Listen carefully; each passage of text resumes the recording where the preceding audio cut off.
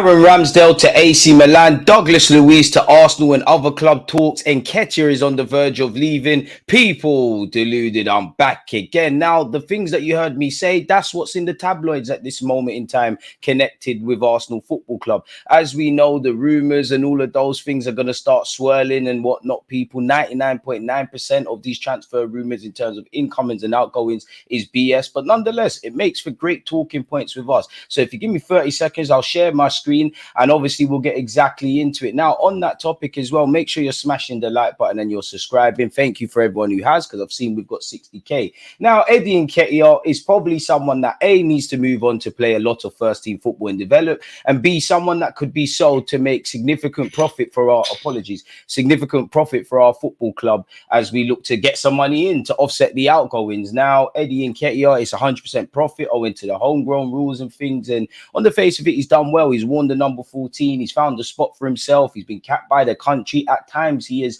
played for Arsenal Football Club on a regular basis. But Gabriel Jesus, the need for a new striker, the option of Trossard there, and obviously, what have I said there?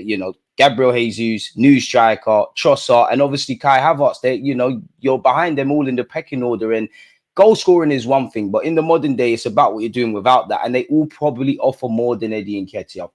Arsenal will sell Eddie Nketiah to pave way for Sesko transfer, with 4 Premier League teams set to make bids. Now, this summer, if it is Smith-Rowe, Eddie Nketiah, all of these guys, people, Ramsdale, etc., I would like to see the football club get decent fees for these footballers, because some of the players that, we always say, oh, they're not playing, their values, they've been devalued, which is true, naturally. If you're trying to buy these players, you're going to leverage that. But at the same time, you see what some other clubs are doing, like allegedly, them lot down the road could be getting 20 million euros for emith-rowe. I don't even think you get 20, chicken nuggets and things for him. But for what it's worth, it's music to my ears that Eddie Nketiah, the 24-year-old, is getting a lot of interest from clubs, because that should put up the price tag. Arsenal are reluctantly set to let Eddie Nketiah leave the club this summer, Sun Sport can reveal. The 24-year-old is highly rated by Gunners boss Mikel Arteta, but he's desperate for first-team football. Big him up, because you've got a great gig. You're on 100k, allegedly. You're wearing the number 14. You scored a hat-trick. You've got the manager's faith. You're a success story in the sense of you've come from Milan, and I don't think he'll be a fan favourite or anything like that, but he's had some great moments when you look back at his career. Look at the goal against Man United, for instance, the last-minute winner and whatnot. He's 24. He needs to play football. Now, I'm sure there's a lot he's learned being at Arsenal, being around some of the more experienced teammates, learning from Mikel Arteta, but there's no substitute for first team football. But why doesn't it say reluctant? Is it because Mikel Arteta likes him and he likes the option of him in the squad? Is that a hint that we don't want to let Eddie Nketiah go before bringing in a striker? I don't know, people. But for what it's worth, last season, 27 games, 5 goals, 2 assists. I know his goal scoring record isn't strong and isn't eye-catching and things, but to be fair to him, he has been on the peripheral, so the stats have to be kind of taken with a pinch of salt. Now, after learning he is set to fall further down the pecking order, Nketiah is set to try and secure a move before the start of the season. Sunsport can reveal that Fulham are in pole position and we're willing to pay up to 30 million for the striker, but they're likely to see competition from Crystal Palace and Wolves. Everton are also interested in a potential year-long loan, an option which could appeal to Arsenal because they are reluctant to let him leave. Now, I've been saying this, do I think Eddie Nketiah is ever going to wake up and, it's disrespectful, but worthy of that 14 shirt? No. The first option would be to sell for 30+ million and we keep it moving. It gives him a platform to play. But there's also an option to loan him out. He is under contract. If Everton, for example, give us a loan fee, take on the bulk of his wages or the majority, and it's all a big if, goes over there, scores double figures, then whatever we could have got this summer, imagine what we could get next summer if he has a season like, let's say, Dominic Solanke, for example. Obviously, the flip side of that is if he struggles on wherever club he's going to on loan, there's issues. He's been linked with Fulham. He's been linked with Palace, Wolves, Ipswich, along with Smith-Rowe recently. So he is someone that's going to have interest. Again, it says here we're notoriously poor sellers, which is going to have to change. And it's also said that could also, in terms of the transfer fee, free up cash for Arsenal, who are desperate to sign RB Leipzig striker Benjamin Sesko during the summer transfer window. Sesko had a good debut season with Leipzig. As we know, he finished with 18 goals, people, after scoring in his final 7 games. He's got interest from AC Milan, but reports and what's actually happening in the footballing world are different things. But reports say Arsenal are the front runners, and he does have a £55 million release release clause, which, depending on where you read, it fluctuates quite a lot, people. So yeah, big up Eddie Nketiah, and I'm sure we'd all love, who wouldn't want Isaac, who wouldn't want Sesko, who wouldn't want Javi Simmons, or Gyökeres is a decent player, and Joshua Zertsky, him being 6 foot odd, 22 years of age, and his playmaking abilities up front, it does entice me. We all know we're probably not going to get Isaac, which would be my first choice on that list. Arsenal have announced 22 players are set to depart at the end of their contracts. Young midfielder Mauro Buendira, Omari Benjamin, who's a Welsh youth international, a young striker, Lewis Brown, who's been trialing at a couple of other clubs, Catalin Surgeon, the Romanian who hasn't had a nice time with injuries, Noah Cooper, the goalie, Sabrina D'Angelo, Henry Davies, Ovi, the goalie. Obviously, we know El Nene's going, Tyler Ferran, a tenacious defender, Hubert, our goalie's gone, as is Hilson, as is left back Henry Jescott. Bit of a shame for me with Tyrese John Jules, because I still maintain if he's able to stay fit and has a great luck with injuries, this isn't the last time you'll hear of his name. I do believe in him. James Sweet and a bunch of other players have kept it moving. And as usual, we wish them all the best on their departures. Doesn't say anything about Waters. In fact, it says we're in talks with Kyle Hine, Koza Jubri and Renell Waters over a new deal. Now, Waters has announced he's leaving, so that's probably dead in the water. Koza Jubri's got a big decision to make. In my opinion, I would listen to what Arsenal have to say. But, there's a lot of wide options that we've got at the team, whether they're out-and-out wingers like Martinelli and Saka, or Trossard and Jesus, who can play all about the place. There's rumours of bringing in another one. We don't know where Reece Nelson is going to be playing his football, but it's safe to say he's ahead of you. I'm not criticising Mikel Arteta, but he hasn't exactly been given opportunities on a consistent basis to Highlanders. So I'm only saying that because if you're Koza Jubri and he should have went on loan in January, do you go somewhere where there's a clearer path to the first team? Probably, as is the case with Waters. And Carl Hine, who's been our third choice goalie, going to get nowhere near David Raya. You'd imagine we're bringing in another goalie, not going to get first team minutes. So we'll have to see in that regards, people. Young Waters has been linked with joining Rangers in the summer as well, which could be a good move, but I'm sure he's going to have interest from everybody interested in him.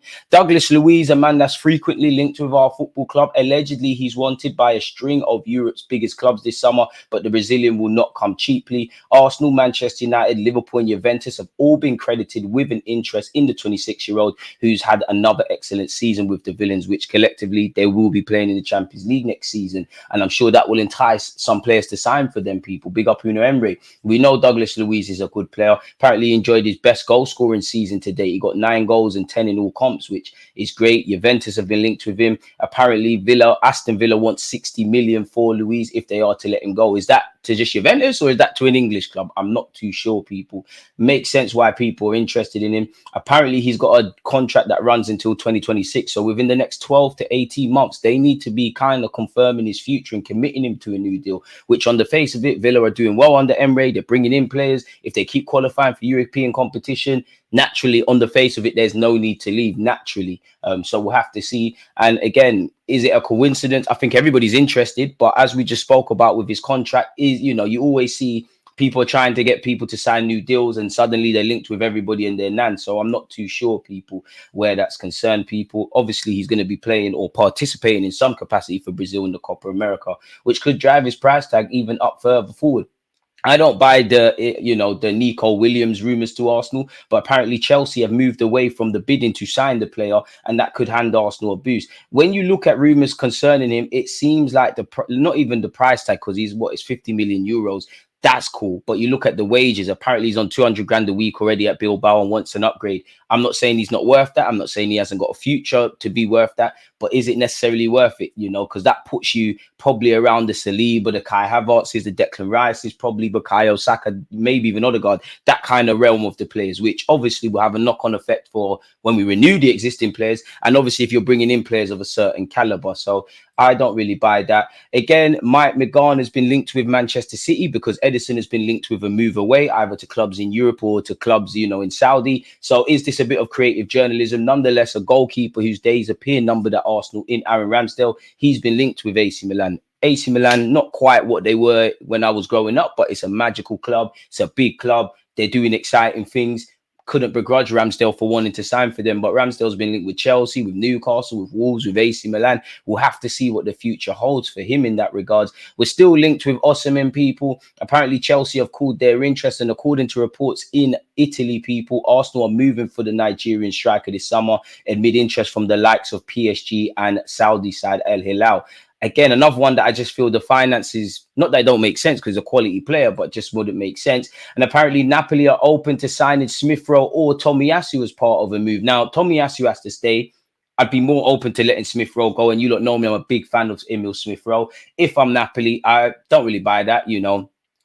Surely you just want the money, really and truly. You want his 100 to 110 to 130 million euros, whatever it is, really. If that can knock off some of the price, why not? Why wouldn't you want to do it, really? But surely you just want top dollar. And I know he signed a new deal, obviously, to make sure he can get an important fee for his current employers. But one has to wonder, the 25-year-old who, as it says there, scored 15 times in Serie A last season, was signing the new deal in your best interest? Who knows, people? And you know what? They might have to accept players in a cut price swap deal. You did hear Lukaku to Napoli rumours with Osimhen, because it seems like at this moment in time, not saying clubs won't go for him, but it seems like PSG, Arsenal, Chelsea, the three clubs that have been linked with him, I'm not really keen on the finances, people. Just because you got the money doesn't mean you have to do it. Tomiyasu signed a new deal recently. Emil Smith-Rowe is approaching 24 years of age and has 2 years left on his contract. And I think Smith-Rowe is in the band of the Thomas Partey's, the Gabriel Jesus's, potentially Zinchenko, players that the club won't actively look to move on, but if offers are made, then it could be done.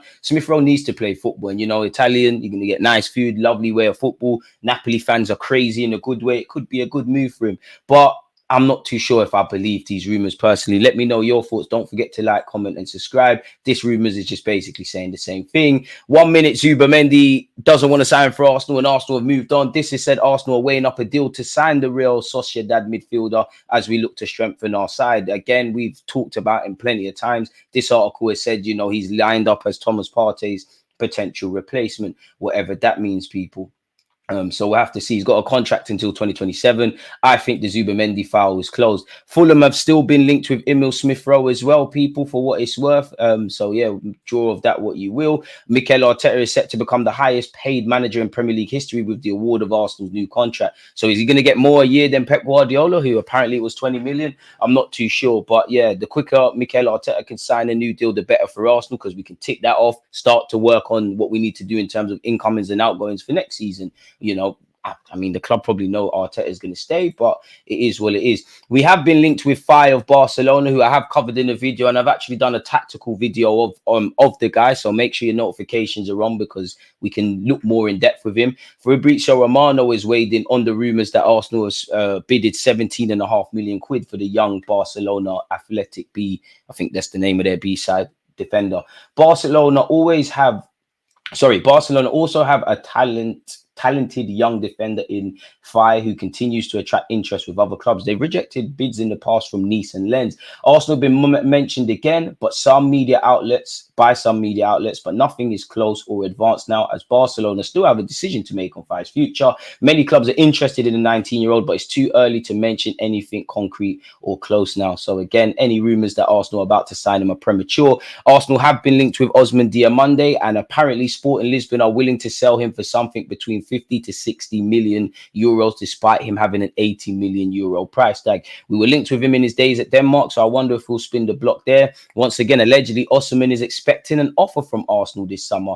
Napoli want the entire 130 million release clause, but won't keep him next season due to his salary rise to 10 million. So again, if you activate his release clause, don't you have to pay that all up front? That's probably something Arsenal are not keen to do. I could be wrong in that regards. And we already know this, but Romano has confirmed that Arsenal expected to proceed with the formal steps to activate the £27 million buy option of David Raya in the next days. No changes. Plan confirmed since day one. He's staying and he's going to be Arsenal goalkeeper. So there you have it, people. Let me know your thoughts on Raya, on Ramsdale, and on Nketiah, on Smith-Rowe, obviously on the Osimhen rumours, how you feel about Sesko, and anything else that we've covered, people. Once again, one love for getting me to 60,000. The journey to 70 is alive and kicking, people, and I can't do it without you lot. So let's make sure we're boosting the algorithm. Leave a comment, smash the like button, subscribe, and turn on your notification bells. Most importantly, new month, new blessings. I know it's the 3rd of June at the time of making this, but I don't know if I've said that. But yeah, man, You lot enjoy what's left of your morning, afternoon, evening, night. Big up you lot, and I'll see you lot again when there's something to speak about. Check out the other vids. Peace.